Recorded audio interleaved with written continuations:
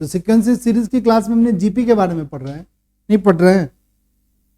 और जीपी का कुछ बेसिक चीज पढ़ लिया था। क्या क्या पढ़ लिया था? जीपी के nth टर्म्स का फॉर्मूला पढ़ लिया था, टीएन का फॉर्मूला लिख दिया था। क्या? 1। और क्या पढ़ा था जीपी के बारे में? जीपी का एक सम ऑफ एन टर्म्स का फॉर्मूला पढ़ लिया था। ए 1 माइनस आर की पावर एन अपॉन में 1 माइनस आर, ये फॉर्मूला पढ़ लिया। ठीक है। और एक और एसएन का फॉर्मूला पढ़ा था, ए आर की पावर एन माइनस 1 बाई में क्या लिखे थे? R minus 1। ये फॉर्मूला कब लगाते थे? जब आर की वैल्यू 1 से क्या होती थी? छोटी होती थी। और ये फॉर्मूला कब लगाते थे? आर की वैल्यू 1 से क्या होती थी? बड़ी होती थी। ये आर क्या था? कोई बच्चा बता दो। Common ratio. कैसे निकालते थे? किसी भी सीक्वेंस का कॉमन रेशियो कैसे निकालते थे? कॉमन रेशियो निकालते थे, आगे वाले टर्म्स को पीछे वाले, जस्ट पीछे वाले टर्म से डिवाइड कर देते थे। जैसे थर्ड टर्म्स अगर हम ऊपर लिखते हैं तो किस टर्म से डिवाइड करेंगे? सेकंड टर्म से। अगर आप एन टर्म्स लिखते हैं तो एन माइनस 1 टर्म्स से डिवाइड कर देंगे, यानी जस्ट पीछे वाले एक टर्म से क्या कर देंगे? डिवाइड कर देंगे। अगर हम सातवां टर्म्स लिखते हैं तो कौन से टर्म से? छठे टर्म से डिवाइड कर देंगे। तो आर की वैल्यू निकल गई। और ये जो हमारा ए है वो हमारा फर्स्ट टर्म है।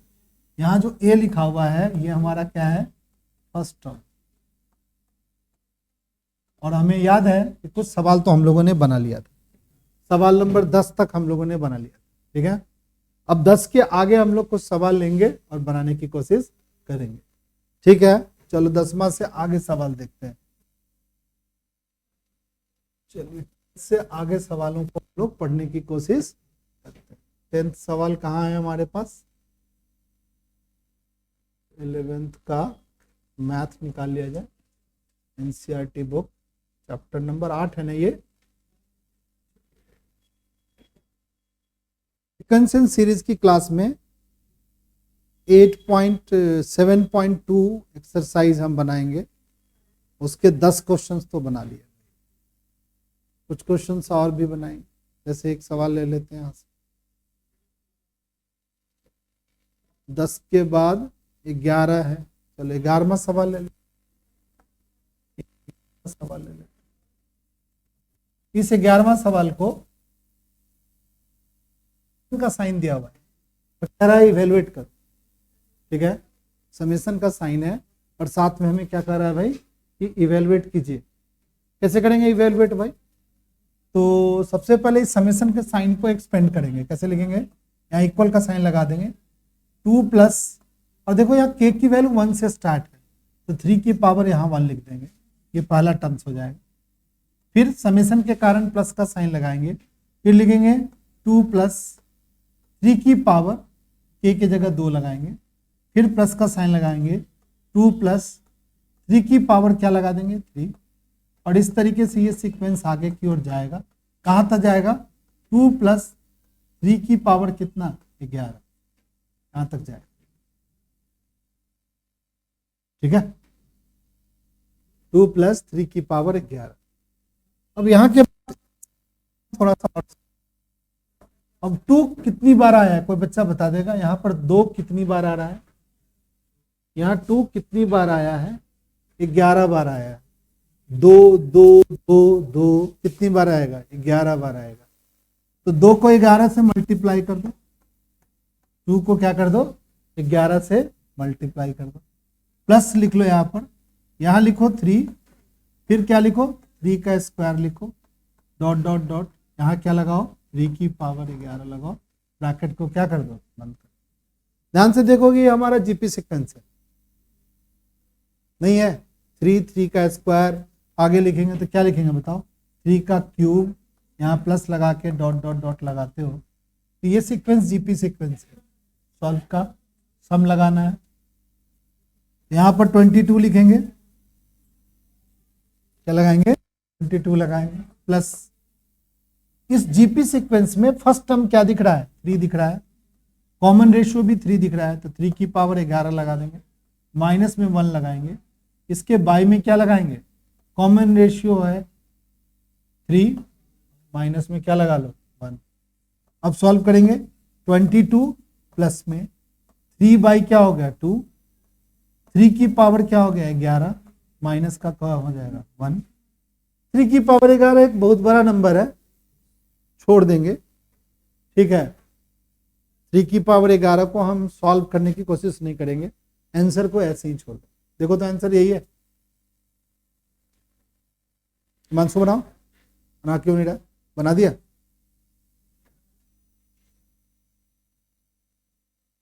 यही है आंसर, 22 प्लस 3 की पावर यही दिया है, ठीक।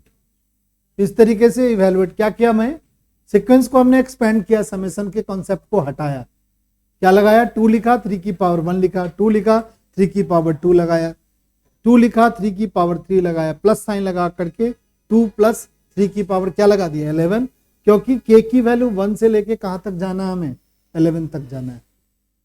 अब सॉल्व किया तो ये 2 कितनी बार आ गया, ऐसे ऐसे ब्रैकेट में कितनी बार बनेगा, 11 बार बनेगा, तो 2 को हमने क्या कर दिया 11 से मल्टीप्लाई कर दिया, यहाँ 3 लिखा, यहाँ 3 का स्क्वायर लिखा, यहाँ 3 का क्यूब लिखा, वो 3 की पावर क्या लिखा 11 लिखा, ठीक है।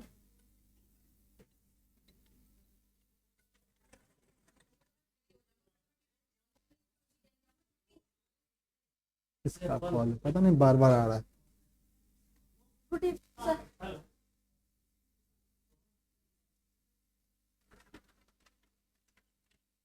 ठीक है।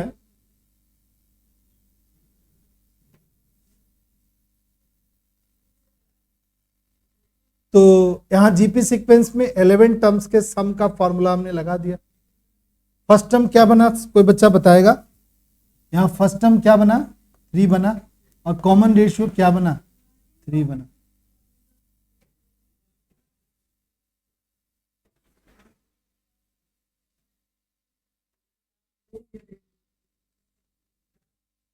और ये आर की वैल्यू 3 से क्या है 1 से क्या है बड़ी है, तो हमने फॉर्मूला लगा लिया, ठीक है। तो सॉल्व कर लो इस तरीके से, ऐसे ही आंसर आ जाएगा। चलो अगला सवाल देखते हैं। सबसे बच्चे 12वां सवाल को देखेंगे, बनाओ सभी बच्चे 12वां सवाल। हेलो बच्चा पार्टी 12वां सवाल बनाइए, 12वां सवाल बनाओ सभी बच्चे, ठीक है। क्या होगा 12वां सवाल, कि sum of first 3 terms of GP equal to इतना। देखो जीपी के फर्स्ट 3 टर्म्स का सम दिया हुआ है और देयर प्रोडक्ट हुआ है। देखो एक सवाल हम लोग जब छोटे क्लास में थे, 11th क्लास 10th क्लास में थे, तो 3 टर्म्स एपी में होता था, तो कैसे लिखते, कोई बच्चा को याद है, 3 terms in AP, terms in AP कैसे लिखते थे, कोई बच्चे को याद है। एपी के 3 टर्म्स कैसे लिखते थे, ए माइनस डी, ए और ए प्लस डी, ये 3 टर्म्स ऑफ एपी है। और 3 टर्म्स ऑफ जीपी लिखना होता, 3 terms of GP, terms in GP कैसे लिखेंगे, कोई बच्चे को याद है, ये तो पढ़े ही नहीं है। एक ए लिखेंगे, ए को आर से डिवाइड कर देंगे और ए को आर से क्या कर देंगे मल्टीप्लाई कर देंगे, समझेंगे। पहले देखो ये फर्स्ट सेकंड टर्म्स हम मान लेते थे और कॉमन डिफरेंस क्या मान लेंगे डी।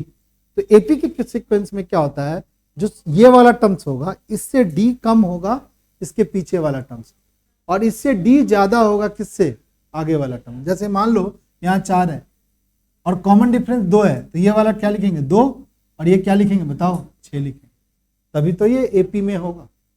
कैसे निकाले भाई, इसमें से कॉमन डिफरेंस माइनस कर लिए और इसमें कॉमन डिफरेंस क्या कर दिए प्लस कर दिए, यानी इसमें डी माइनस कर लिया और इसमें डी प्लस कर दिया। उसी तरीके से जीपी के सीक्वेंस में अगर ये वाला टर्म्स तुम मानते हो, इस पे कॉमन रेशियो से डिवाइड कर देंगे और इसमें कॉमन रेशियो से क्या कर देंगे मल्टीप्लाई कर देंगे। तो 3 टर्म्स आप ऐसे मान सकते हो। तो क्या कर रहा है, sum of 3 terms of GP, GP के 3 टर्म्स लेट कर लेते हैं, सही बच्चे लिखो मेरे साथ, let the 3 terms of GP, 3 terms of GP, terms of GP, GP के 3 टर्म्स मान लेते हैं ए बाई आर, ए और ए आर, ये 3 टर्म्स हमने मान लिया। अब अकॉर्डिंग टू क्वेश्चन क्या कर रहा है, सम ऑफ 3 टर्म्स, तो ए बाई आर प्लस में ए और प्लस में ए आर, इन तीनों का सम कितने के बराबर है, 39/10 के बराबर। ये पहला इक्वेशन, ये फर्स्ट हो गया अकॉर्डिंग टू क्वेश्चन। दूसरा को अकॉर्डिंग टू क्वेश्चन क्या कर रहा है, देयर प्रोडक्ट 1 है, तो प्रोडक्ट को लिख लेते हैं। प्रोडक्ट क्या है भाई, 1 है। सम को तो लिख लिया, प्रोडक्ट कैसे लिखेंगे, ए बाई आर, ए और ए आर, इस सब का प्रोडक्ट कितना हो गया बताओ, 1 हो गया। आर से इस आर को क्या कर लो, काट लो, ए का क्यूब बराबर क्या हो गया, 1, तो ए बराबर क्या हो गया, 1 हो गया। ए की वैल्यू निकल गई। अब इस ए की वैल्यू को इसमें पुट कर दो, पहले इक्वेशन में, फर्स्ट इक्वेशन में ए की वैल्यू को पुट कर दो, ए की वैल्यू को फर्स्ट इक्वेशन में पुट कर दो। Putting the value of, putting the value of A in first equation में पोस्ट कर रखो सही बच्चे। 1/, आर प्लस 1 प्लस में क्या होगा, आर बराबर 39 क्या हो गया, 10। ठीक है, सॉल्व कर लो आप आर के लिए।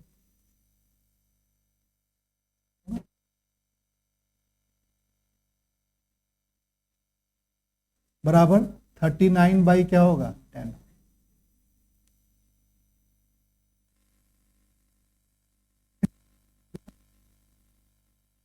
हो गया, बराबर क्या हो गया, 39 आर। अब आर को उठा के इधर ले आओ, क्या लिखेंगे भाई, 10 आर का स्क्वायर प्लस में 10 आर माइनस में 39 आर प्लस में 10 बराबर क्या हो गया, 0।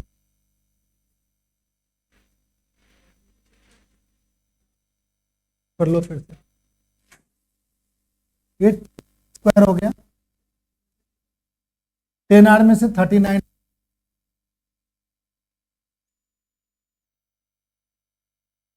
अब मिडिल टर्म्स क्या कर लो, स्प्लिट कर लो, कितना होगा, 100 नहीं होगा, क्या होगा फैक्टर, कोई बच्चा बताएगा। 2 के टेबल में 50, 2 के नाम में क्या होगा, 25, 25 और 4 मिलकर 29 हो गए।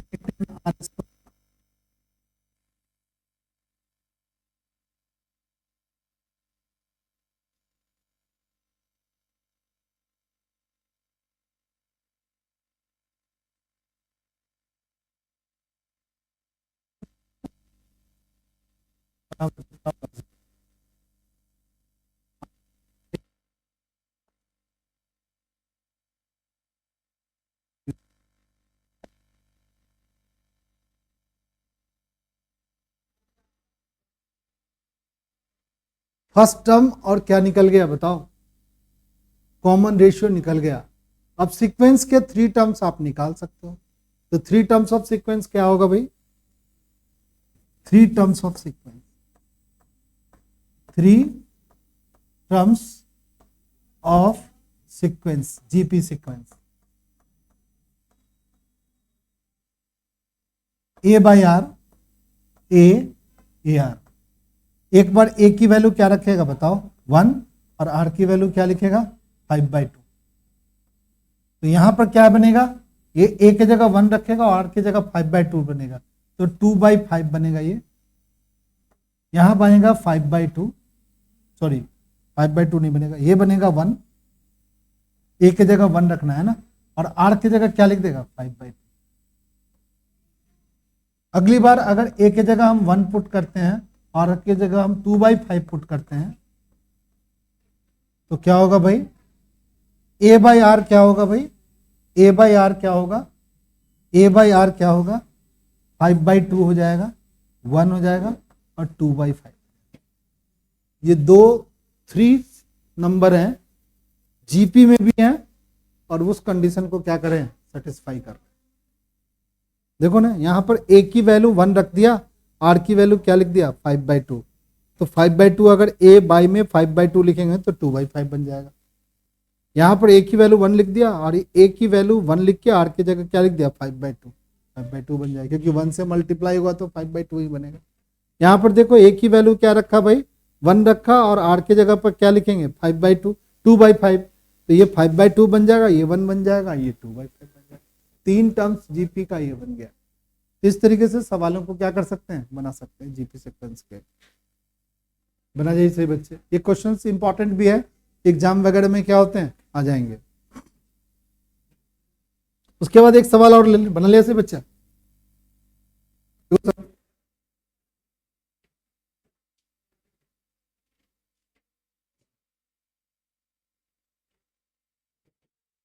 आ गया सोनू समझ में? समझ में तो बहुत जल्दी आ रहा है सबको, सवाल ही नहीं बनता है खाली नहीं। चलिए भाई एक सवाल सही बच्चे बनाएंगे, मैं नहीं बताऊंगा। वो है सवाल नंबर कौन, ये 13 बनाइए सही बच्चे, बनाओ सही बच्चे, होमवर्क है ये, बनाओ सही बच्चे, देखते हैं किसको किसको आता है बनाने।